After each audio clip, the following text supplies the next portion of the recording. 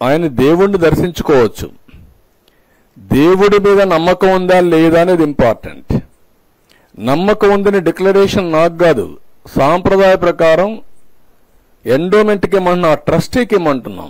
ట్రస్టీకి ఇవ్వడం నీకు బాధ్యత లేదా? ఆ సాంప్రదాయాలను గౌరవించబోతున్న నువ్వెందుకు పోవాలి? నీకు అధికారం ఇచ్చింది ముఖ్యమంత్రిగా అధికారం ఇచ్చారు, కానీ సాంప్రదాయాలకు విరుద్ధంగా పనిచేయమని మీకు అధికారం ఇవ్వలేదు. You must know that. అది అడిగితే బూతులు తిట్టారు.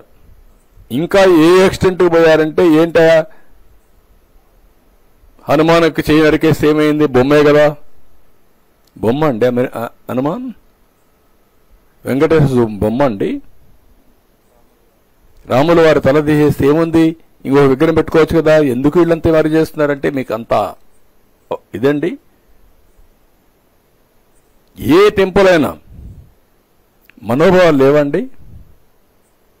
రథాలు పోతే, ఆ కొండ సింహాలు పోతే ఏముంది ఇంకోటి చేయించుకో. ఆ రథం కాలిపోతే ఏమైంది? కాలిపోయింది, తేనెటీగలు వచ్చాయి. అంటే అంత రెక్లెస్ సమాధానాలు. ఈ పోర్టులో అగ్ని ప్రమాదం జరిగితే జరిగింది, ఏం జరగదా?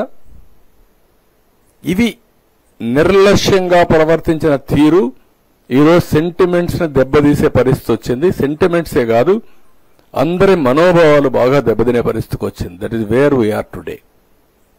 అందుకే నేను ఈ బాధపడుతూ చెప్తున్నా, ప్రతి ఒక్కరూ కూడా మనం భగవంతుడిని క్షమాపణ కోరాల్సిన అవసరం ఉంది.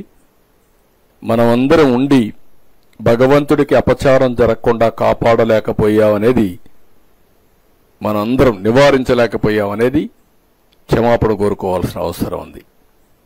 ఇంకా భగవంతుడే చూసుకుంటాడు, అది వేరే విషయం.